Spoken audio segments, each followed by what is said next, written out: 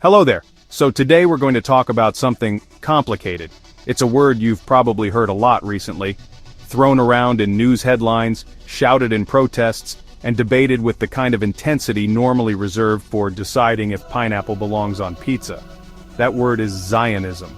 Now, for some, it's a beautiful word representing hope, self-determination, and the fulfillment of a 2,000-year-old dream. For others, it's a word that tastes like ash, synonymous with occupation, displacement, and injustice. And for a huge number of people in the middle, it's just confusing. It's a term so loaded with historical baggage, it could probably be charged for an extra seat on a budget airline. The thing is, you can't really understand the current conflict in the Middle East, a conflict that is causing unimaginable suffering right now, without at least trying to get your head around this concept. It's like trying to understand the plot of a long-running soap opera by only watching the last 5 minutes. You'll see the dramatic slap, but you'll have no idea why Brenda is furious at Chad for stealing her prize-winning llama. The history, the religion, the politics, it's all tangled up in this one 8-letter word. It's a messy, emotional, and deeply divisive subject, which is exactly why we need to talk about it carefully and with as much context as we can possibly muster. So, for the next few minutes, we're going to take a deep breath and wade into these murky waters together. We're going to unpack its origins, trace its evolution from an idea to a state, and examine how it shapes the brutal reality on the ground today. This isn't about telling you what to think. It's about providing a framework so you can better understand the deluge of information coming at you. Think of this as a historical and ideological previously on, to help make sense of the heartbreaking episode we're all watching unfold. Let's get into it. So where did this all begin? Well, for that, we need to rewind the clock. Not just a few years, but back to the late 19th century. Europe was a hotbed of nationalism. The French were being very French, the Germans were unifying and being incredibly German about it, and pretty much every group was waving a flag and singing a patriotic song. But for Jewish people across Europe, especially in the Russian Empire, life was, let's just say, not great. They faced centuries of persecution, were often confined to specific areas called the Pale of Settlement, and were the targets of brutal, violent riots called pogroms. They were a nation without a state, a people without a home, often treated as perpetual outsiders in the lands where they lived. It was in this climate of rising nationalism and rampant anti-Semitism that modern political Zionism was born. It wasn't initially a religious movement, which is a point that often gets lost. It was a political one, a thoroughly modern answer to a very old problem, the Jewish question. How could Jewish people achieve safety and self-determination? One of the key figures here was a man named Theodor Herzl, an Austro-Hungarian journalist. After covering the Dreyfus affair in France, where a Jewish army captain was falsely accused of treason in a blatant act of anti-Semitism, Herzl became convinced that assimilation was a fantasy. He concluded that the only real solution was for Jewish people to have their own state, a place where they could be a majority and live free from persecution. He literally wrote the book on it, called Der Judenstaat, or the Jewish State. Herzl and other early Zionists were essentially saying, look, if nationalism is the game everyone is playing, then we need to form our own team, get our own field, and have our own ridiculously oversized mascot. They organized conferences, lobbied European powers, and began to popularize the idea of establishing a Jewish homeland. The preferred location for deep historical and cultural reasons was Palestine, the ancient land of Israel or Zion. This wasn't just pulling a place out of a hat, it was a land that had held a central place in Jewish identity and prayer for millennia, a place they considered their ancestral home, even though most hadn't lived there for centuries. This set the stage for a movement that would transform from a far-fetched idea discussed in European cafes into a world-altering reality. Now, I know I just said Zionism started as a secular political movement, and that's true. Herzl himself was not particularly religious. He was a practical guy looking for a political solution. If you'd offered him a nice plot of land in Argentina or Uganda, which were actually considered at one point, he might have taken it. But you cannot separate the idea of a Jewish state from Judaism, the religion. It's like trying to make a peanut butter sandwich without the peanut butter. You're just left with two sad pieces of bread and a profound sense of disappointment. The very name Zionism comes from Zion, a biblical term for Jerusalem. For 2,000 years, since the Romans destroyed the Second Temple and scattered the Jewish people, the prayer "next year in Jerusalem" had been a cornerstone of Jewish faith and identity. This longing for Zion was woven into the very fabric of daily prayers, holiday rituals, and cultural memory. It was a deep spiritual connection to a specific piece of land. So when secular political Zionists like Herzl came along and said, "Hey, let's actually there and build a state," it resonated with a religious nerve that had been pulsing for centuries. It took this ancient, passive spiritual yearning and transformed it into an active political project. It was like someone had been dreaming of owning a unicorn their whole life, and suddenly a guy in a suit shows up with a business plan for a unicorn ranch. The dream suddenly seemed achievable. This fusion of modern politics and ancient faith created an incredibly powerful cocktail. It gave the political movement a depth and emotional resonance it wouldn't have otherwise had. It wasn't just about escaping persecution anymore, it was about a grand historic homecoming, a fulfillment of prophecy. However, this is also where things get incredibly complicated, because while the land was central to Jewish identity, it was far from empty. It was populated by hundreds of thousands of Arabs, Muslims and Christians who had their own history, culture and connection to that same land, which they called Palestine.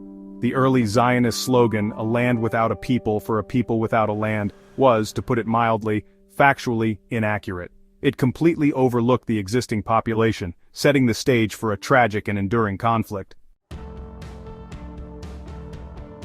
So you have this idea, this powerful blend of political aspiration and religious longing, but how do you turn that into an actual country with borders and a government and presumably a really tedious DMV? You need a great power to back you, and Zionists found one in the British Empire. During World War I, Britain was fighting the Ottoman Empire, which controlled Palestine. In 1917, looking for any advantage they could get, the British issued the Balfour Declaration. This was a short, 67-word letter from the British Foreign Secretary that was one of the most consequential documents of the 20th century. It declared that the British government viewed with favor the establishment in Palestine of a national home for the Jewish people. It was a huge victory for the Zionist movement. There was, however, a massive catch. The declaration also stated that nothing shall be done which may prejudice the civil and religious rights of existing non-Jewish communities in Palestine. This was a classic piece of British imperial doublespeak, promising the same piece of land to two different groups, and hoping they wouldn't notice. It's like promising your two roommates they can have the master bedroom. It's a policy guaranteed to end in a fight, probably a passive-aggressive one involving hidden fish. After the war, Britain was given control of the area under a mandate for Palestine, and Jewish immigration began to increase significantly, with settlers buying land and establishing communities, farms and cities like Tel Aviv. This influx, unsurprisingly, led to rising tensions. The Arab population saw their land, their culture, and their own national aspirations being threatened. They didn't see the new arrivals as fellow subjects of a benevolent empire, but as a colonial project backed by European power designed to dispossess them. This led to riots, protests, and outbreaks of violence from both sides throughout the 1920s and 30s. The British, for their part, were completely out of their depth, issuing contradictory policies trying to cap immigration and generally failing to manage the conflict they had helped create. The dream of a national home was turning into a nightmare of communal violence, setting a collision course that would become unavoidable after World War II and the horror of the Holocaust, which made the case for a Jewish state more urgent than ever. Okay, so that's the history. But how does a political movement from the 1890s connect directly to the bombs and rockets we see on the news in the 2020s? The answer is that the core conflict created by Zionism was never resolved. When Israel declared independence in 1948, it was immediately attacked by its Arab neighbors. In the ensuing war, Israeli forces prevailed, but it resulted in what Palestinians call the Nakba, or the catastrophe. Over 700,000 Palestinians fled or were expelled from their homes in the territory that became Israel. They and their descendants, now numbering in the millions, became refugees, many of whom still live in camps in neighboring countries and within Gaza and the West Bank. This event is the foundational trauma of Palestinian national identity. For Israelis, the 1948 war was a war of independence, a desperate fight for survival just 3 years after the Holocaust. For Palestinians, it was the violent loss of their homeland. These two narratives are completely irreconcilable, and they are not ancient history, they are living, breathing realities. The debate today is still fundamentally about the questions raised in 1948. For many Palestinians and their supporters, Zionism is not just the belief in a Jewish homeland, but the ongoing political project that created and maintains this dispossession. When they chant anti-Zionism, they are often referring to the specific policies of the Israeli state, the occupation of the West Bank, the blockade of Gaza, and the expansion of settlements on land they see as theirs. This is why the term is so explosive.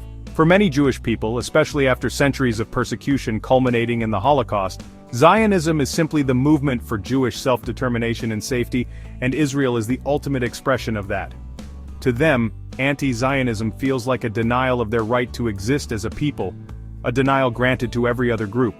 They see it as a convenient modern mask for old-fashioned anti-Semitism, questioning the legitimacy of the world's only Jewish state. So when one side sees a struggle for liberation against an occupying power, the other sees a fight for survival against forces that seek its annihilation. The war today is the latest, most brutal chapter in this long, painful story. Let's dive a little deeper into a particularly potent part of this mix, the religious element, because it has become much more prominent over time. While early Zionism was largely secular, a more fervent, messianic brand of religious Zionism gained significant influence, especially after the Six-Day War in 1967. In that war, Israel captured the West Bank, East Jerusalem, the Gaza Strip, the Sinai Peninsula, and the Golan Heights. For many religious Jews, this was not just a stunning military victory, it was a miracle, a sign of divine intervention. They had captured the biblical heartland of Judea and Samaria, and crucially, the Old City of Jerusalem, including the Temple Mount and the Western Wall, Judaism's holiest site. This victory supercharged the settler movement. For this group of religious Zionists, settling the land of the West Bank isn't just a political or security strategy, it's a religious commandment. They believe they are actively fulfilling biblical prophecy by living there, that they are hastening the arrival of the Messiah. This belief system is not a fringe opinion, it is a powerful political force within Israel. It drives the policy of building and expanding settlements, which are considered illegal under international law, and which the rest of the world sees as the primary obstacle to a two-state solution. This isn't just about real estate, it's about redemption. It recasts a political dispute over territory into a holy war, which is, as history has shown us repeatedly, significantly harder to resolve. On the other side, religious belief is just as central. For many Muslims, Jerusalem is home to the Al-Aqsa Mosque, the third holiest site in Islam. The idea of this sacred space being under Israeli control is an affront to millions of believers worldwide. Groups like Hamas, the militant organization that controls Gaza, have an ideology that is explicitly rooted in a brand of political Islam. Their founding charter calls for the destruction of Israel and the establishment of an Islamic state in all of historic Palestine. They frame the conflict not as a nationalist struggle over land but as a religious jihad. This turns political compromise from a practical necessity into a sinful betrayal of God's will. When both sides believe God is not only on their side but has given them a divine deed to the same small piece of land, the space for negotiation shrinks to almost nothing. So, this brings us to today, to the raw, immediate, and agonizing present. The tensions we see are a direct result of these overlapping, unresolved histories. Think about Gaza. It's a tiny, densely packed strip of land where the majority of the population are descendants of refugees from the 1948 war. For over 15 years, it has been under a tight land, air, and sea blockade by Israel and Egypt, leading to what many international bodies call an open-air prison. The conditions are dire. Unemployment is rampant, the water is largely undrinkable, and electricity is scarce. This desperation and hopelessness is the soil in which militant groups like Hamas thrive, recruiting members and launching attacks against Israel, which they see as their occupier. Israel, in turn, sees the blockade and its military actions as essential for its security. From their perspective, they are defending their citizens from a terrorist organization sworn to their destruction, an organization that has launched thousands of rockets at their cities and carried out brutal attacks like the one on October 7th. Every action is framed as a reaction, a necessary defense. The current war in Gaza, with its devastating death toll and destruction, is seen by many Israelis as a painful but unavoidable war to dismantle Hamas and ensure such an attack can never happen again. This creates a brutal, self-perpetuating cycle of violence, attack, massive retaliation, immense suffering, simmering rage, and eventually another attack. It's a feedback loop from hell. This is the impossible dynamic of the present day. Every event is filtered through these competing narratives of history and identity. A protest in the West Bank is either a righteous act of resistance or a violent riot. The security barrier is either an apartheid wall or a life-saving fence. Every word is a landmine. Zionist, settler, terrorist, apartheid, genocide, these terms are used as weapons, meant to invalidate the other side's entire existence and claim to justice. The space for empathy, for acknowledging the legitimate pain and fear on both sides, has been squeezed to a vanishing point, replaced by a zero-sum struggle where one side's victory seems to require the other's total defeat. And that is a recipe for endless conflict. So look, after all that, you'd be forgiven for feeling completely overwhelmed and frankly depressed.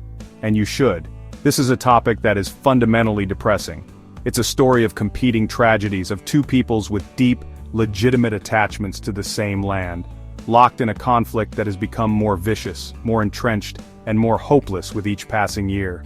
Trying to simplify it into a tidy good versus evil narrative, which our brains are desperate to do, is not just wrong, it's actively harmful. It ignores the genuine fears of Israelis who see a world that has often wished for their annihilation, and it erases the lived reality of Palestinians who have endured decades of occupation, displacement, and death. The point here isn't to say both sides are the same because that's a lazy cop-out. There is a massive power imbalance and the suffering is not distributed equally. But it is to say that understanding the core drivers, the nationalist dream of Zionism born from persecution, the Palestinian catastrophe of the Nakba, the potent and dangerous mix of religion and politics, is the absolute bare minimum for having a coherent conversation. Without that context, you're just screaming slogans into the void, and right now, the void is screaming back with the sound of explosions and crying children. There is no easy answer here. I certainly don't have one. Anyone who tells you they do is either lying or trying to sell you something, and you should probably check your wallet. The only thing we can do from thousands of miles away is to resist the urge for simple, satisfying answers. We have to hold the messy, contradictory, and painful truths in our heads at the same time. We have to support peace, demand accountability for war crimes, and above all, hold on to the humanity of everyone involved, because that's the first thing that gets lost in a conflict like this. It's a deeply unsatisfying conclusion, I know, but in a story with no clear heroes, maybe the most heroic thing we can do is refuse to accept villains. Thank you.